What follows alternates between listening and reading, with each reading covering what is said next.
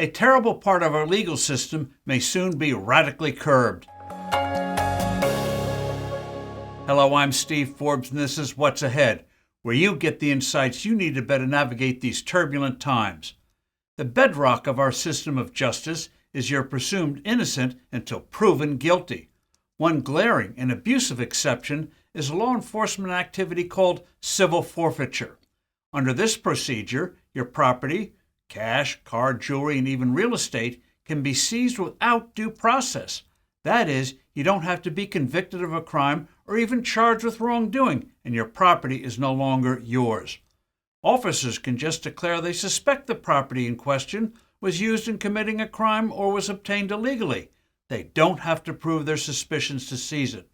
No charges have to be filed. Then, incredibly, you must prove the property is clean to get it back. Most seizures are relatively small, and most victims don't have the resources to engage in the long, hard fight to get their property returned, especially as the offending agency is both judge and jury. Here's a glaring example, one of all too many. Marine veteran Stephen Lara was driving to California to see his two kids when he's pulled over by the Nevada Highway Patrol. Lara distrusted banks and had his life savings in cash in the car, nearly $87,000. The officers seized the money. Lara was never charged with a crime. He was not even given a traffic ticket, but the money was not returned. Fortunately for Lara, the Institute for Justice, a nonprofit public interest law firm that has consistently and heroically battled civil asset forfeiture, filed a lawsuit on Lara's behalf.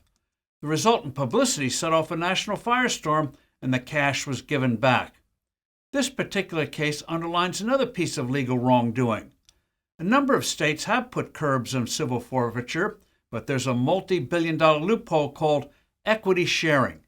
Under this scheme, if local law enforcement brings in a federal entity, like the Drug Enforcement Agency, on the alleged suspicion that a federal law might have been violated, then the feds get the money and kick back 80% of it to the local law enforcement agency, overriding local restrictions on civil forfeiture. We're talking big money. Federal agencies have pocketed over $50 billion in this century. Local law enforcement has gotten almost $9 billion from so-called equitable sharing. All too many law enforcement agencies use civil asset forfeiture property to fund their budgets. Now, here's the good news. Representatives Tim Walberg, Republican from Michigan, and Jamie Raskin, Democrat of Maryland, have introduced a bill with wide bipartisan support entitled the Fifth Amendment Integrity Restoration Act, FAIR. Senator Rand Paul of Kentucky has introduced a similar measure in the Senate. Under this legislation, an impartial judge would hear a case. The federal government would have to provide hard evidence that a seized property was used in a crime. Legal assistance would be provided to those who couldn't afford it. It would end so-called equitable sharing.